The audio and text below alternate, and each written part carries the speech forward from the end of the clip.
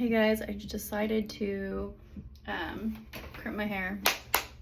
G vibes. I haven't done this in a long time. And I'm gonna also use the F63 as my hair oil. I've seen other girls use this, and I think there's other oils you can use for the hair. I've seen 63 the most.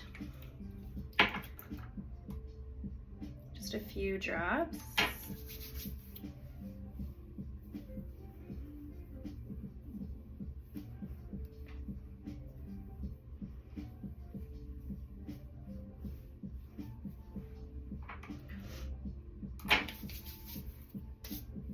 It smells amazing.